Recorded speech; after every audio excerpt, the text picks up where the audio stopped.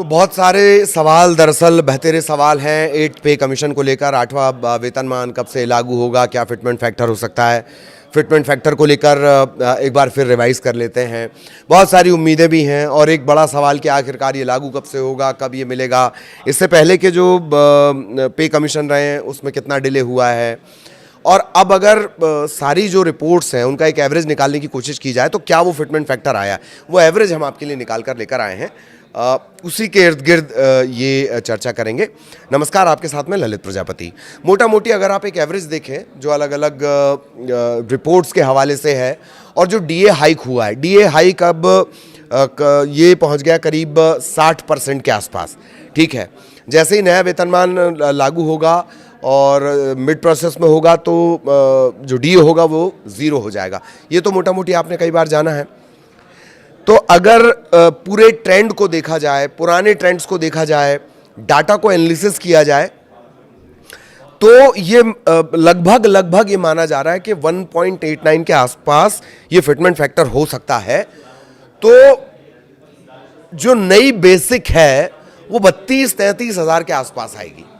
ठीक है, तो ये लगभग कंफर्म है, लेकिन अभी चूंकि ऐलान का सवाल है, इसमें बहुत सारे पेंच और फैक्टर और भी हैं। तो अगर ये कैलकुलेशन सही है, 1.89 का ही फिटमेंट फैक्टर है, तो जरा उसके जरिए ये समझने की कोशिश करते हैं। अच्छा, 1.89 ही हम क्यों बोल रहे हैं, ये भी हम इस बीच में समझाने की कोशिश करेंगे। तो सबसे बड़ा गेम चेंजर फिटमेंट फैक्टर होना है और वो 1.89 हो सकता है।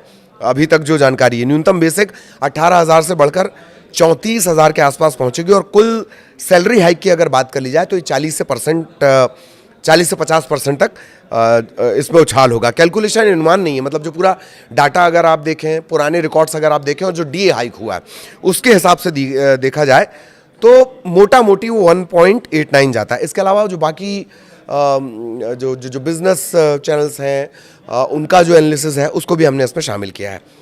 तो 7वें वेतन आयोग का भी यही इस तरह का एक पैटर्न था, जब डीए 125% तक पहुंचा था, और उसके बाद 7वें वेतन आयोग में सबसे ज़्यादा फिटमेंट फैक्टर में से एक था, तो 2 पॉइंट के आसपास वो था। लेकिन 2 पॉइंट समथिंग जो था, मैं अभी आगे आपको बताऊंगा, वो फिटमेंट फैक्टर डालना सीधे भारी दबाव डालेगा। ठीक है, तो शुरुआत करते हैं।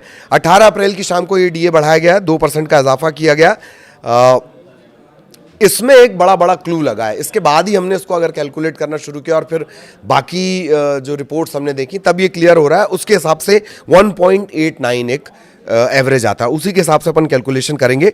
और 1 जनवरी 2026 से ये लागू माना जा रहा है, ये पहले तय कर दिया गया है। डीए अब 60% पहुंच चुका है। इसके हिसाब से मोटा मोटी अब कैलकुलेशन शुरू करते हैं। तो 8th पे कमीशन में सैलरी बढ़ेगी कितनी, अगर 1.89 ये फिटमेंट फैक्टर होता है तो। डाटा को, ट्रेंड को, पिछले वेतन आयोग के पैटर्न को लगातार देखा जाए तो ये एक कैलकुलेशन बनता है, एक्सक्लूसिव कैलकुलेशन बनता है, और वो बताता है कि फिटमेंट फैक्टर 1.89 जाएगा। ये बहुत सारे फिटमेंट फैक्टर आए हैं, खुद हमने भी कई रिपोर्ट्स बनाई कि हमने कहा कि जो फिटमेंट फैक्टर है वो 2 के आसपास जा सकता है। ठीक है, लेकिन ये बिल्कुल कैलकुलेशन जो है पूरे डाटा को देखते हुए, हिस्ट्री को देखते हुए, ये जो कैलकुलेशन है 1.89 का, इस पे ये सबसे बड़ा इस वक्त लग रहा है। अब सबसे बड़ा एंगल क्या है, डीए यानी 60% हो गया है, और इसी से एक फिटमेंट फैक्टर का जो आइडिया लगता है, कैलकुलेशन का आइडिया लगता है 1.89 का। ठीक, 7वें वेतन आयोग में भी यही पैटर्न था। डीए 125% पहुंचा, उसे बेसिक में एडजस्ट करके नया फिटमेंट फैक्टर निकाल लिया गया। तो इस बार बेसिक 18,000 है। ठीक, डीए 60% के हिसाब से 10,800 हो जाता है, तो कुल ये जो वेतन पहुंच जाता है 28,800 पहुंच जाता है। ठीक है, 28,800, इसमें 18% का जो रियल सैलरी हाइक है अनुमानित, वो जोड़ देते हैं पिछले ट्रेंड और महंगाई को देखते हुए, और जो बीच में महंगाई के आंकड़े जारी किए गए थे उनको देखते हुए, तो 28,000 प्लस 18% ये होता है 5,184। 28,800 प्लस 5,184 ये पहुंच जाता 33,984, मोटा मोटी 34,000 आप मान लीजिए। 33,984 राउंड फिगर में, इसे 34,000 आप मान लीजिए। ठीक, यानी नई जो बेसिक सैलरी होगी राउंड फिगर में 34,000 होगी। फिटमेंट फैक्टर 34,000, इसको 18,000 से भाग देने पर, 34,000 को अगर 18,000 से भाग देते हैं तो ये आता है 1.89, ये फिटमेंट फैक्टर। इसी वजह से कैलकुलेशन हो रहा है। अब जरा पुराने जो 1.89 के हिसाब से अगर देखा जाए तो अलग अलग लेवल की सैलरी क्या पहुंचेगी। लेवल 1 का जो बेसिक सैलरी है उसको हम सिर्फ इसमें ले रहे हैं। आगे लेवल 1 के हिसाब से मैं आपको टोटल भी बताऊंगा कि कितनी सैलरी पहुंचेगी। लेवल 1 में 18,000 7th पे कमीशन के हिसाब से, नए में एस्टिमेटेड हो जाती है 34,000। लेवल 2 की 19,900 बेसिक है, वो बढ़कर 37,611 पहुंच जाती है। लेवल 3 की 21,700 है, वो बढ़कर 41,013 तक पहुंच जाती है। लेवल 4 25,500 जो बढ़कर 48,195 पहुंच जाएगी। लेवल 5 29,200 जो बढ़कर 55,188 पहुंच सकती है। इसी तरीके से लेवल 18 तक हम जाते हैं। लेवल 18 का मैं मोटा मोटी आपको बता रहा हूं, 2,50,000 पुराने के हिसाब से 7th पे कमीशन के हिसाब से बेसिक होता है, लेकिन 1.89 के हिसाब से ये जो नया जाएगा ये 4,72,500 पहुंच जाएगा। ठीक, ये लेवल 1 के हिसाब से मैंने आपको बताया। अब अगर लेवल 1 कर्मचारी की टोटल सैलरी को हम निकालेंगे, ठीक, बेसिक होता है, एचआरए होता है, डीए होता है। डीए को तब हम 0 रखेंगे, ट्रांसपोर्ट अलाउंस होते हैं और टोटल सैलरी। ठीक, बेसिक पे 34,000 जो बढ़ने के बाद होगी। एचआरए इसमें 9,100 जो 27% होता है, 9,180 और ट्रांसपोर्ट अलाउंस 3,600 इसमें जोड़ते हैं। ठीक, ये सब सेटेड है, अलाउंसेस जो है वो बिल्कुल फिक्स्ड हैं। डीए 0 हो जाएगा जैसे ही नया 8th पे कमीशन लागू होगा, डीए 0 हो चुका होगा। ठीक, डीए इसमें कैलकुलेट नहीं करेंगे। तो नई सैलरी आपकी बनती है लेवल 1 कर्मचारी की 46,780। तो अभी जो 30 से 32,000 सैलरी है वो सीधे 46,000 प्लस हो सकती है। अलाउंसेस इसमें और भी रहेंगे। ठीक है, तो सैलरी ग्रोथ का जो असल गेम होता है, क्या क्या इसमें इंक्लूड होता है वो जान लीजिए। 7th पे कमीशन और 8th का जो हम अनुमान बता रहे हैं उसको अब कैलकुलेट करते हैं। बेसिक 18,000 7वें वेतनमान में, 8वें में क्या है 34,000, डीए 10,800 किसका 7वें का, अभी के कैलकुलेशन के हिसाब से जो 60% हुआ है 18 तारीख को जो 2% बढ़ा है। ठीक, 8वें में वो 0 रहेगा शुरुआत में। एचआरए 4,860 7th पे कमीशन और 9,180 ये आता है 8वें का जो अनुमान जिसकी हम बात कर रहे हैं। ट्रैवलिंग अलाउंस 1,800 से 3,600 7th पे कमीशन का, इसका हम 3,600 मान के चल रहे हैं। टोटल 30,000 हो जाती है 7th पे कमीशन के हिसाब से और 46,000 हो जाती है 8th पे कमीशन के हिसाब से। अगर आप इसको परसेंटेज में देखेंगे तो कितना होगा, ये 50% तक की प्रभावी बढ़ोतरी होगी। अच्छा, 8th पे कमीशन में जो देरी का है उसका एक अनुमान आपको बता देते हैं। देरी का जैसे जो चौथा वेतन आयोग 26 जुलाई 1983 को इसका अनाउंसमेंट होता है, 1 सितंबर 1983 तब इसका नोटिफिकेशन जारी होता है, ये 1 महीना डिले हुआ था।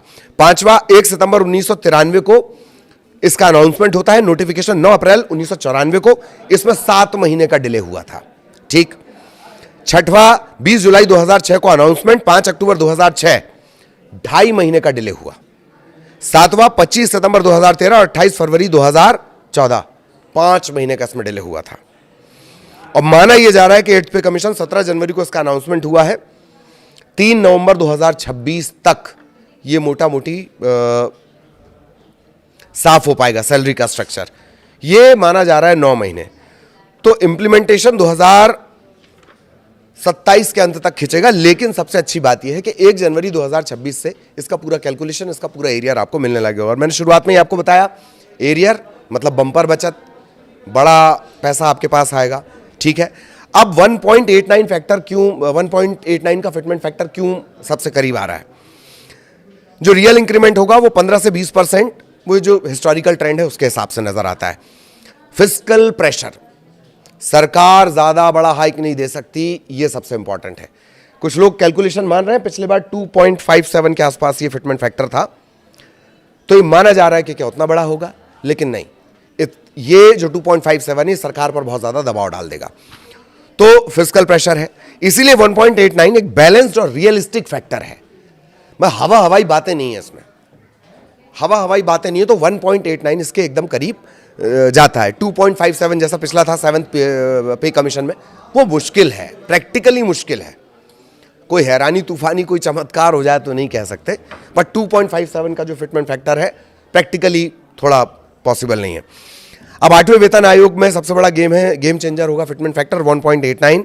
18 से 34,000, 40 से 50% तक का इजाफा ये पूरा जो स्ट्रक्चर है ये हमने डाटा के हिसाब से निकाला और बाकी जो रिपोर्ट्स अलग अलग बिजनेस चैनल्स की है उसके हिसाब से मैं आपको बता रहा हूँ। कब ये लागू होगा यही सबसे बड़ा सवाल है। आधिकारिक तारीख तो नहीं है लेकिन 2027 तक ये लागू होगा और प्रभावी जो इसे माना जा रहा है वो 1 जनवरी से ही माना जा रहा है। मतलब जब आपके हाथ में जो सैलरी आएगी उसका जब एरियर आएगा, बम्पर एरियर आएगा, आप कोई बड़ा इन्वेस्टमेंट कर सकेंगे, उसके हिसाब से कैलकुलेट भी आप कर सकते हैं। बट ये मान के चलिए 1.89 का फिटमेंट फैक्टर रहने वाला है। लॉजिक की अगर बात की जाए 1.89 के हिसाब से आप कैलकुलेट भी कर सकते हैं। बाकी कोई अपडेट आएगा तो हम बैठे हुए हैं, आप तक पहुंचाएंगे। नमस्कार।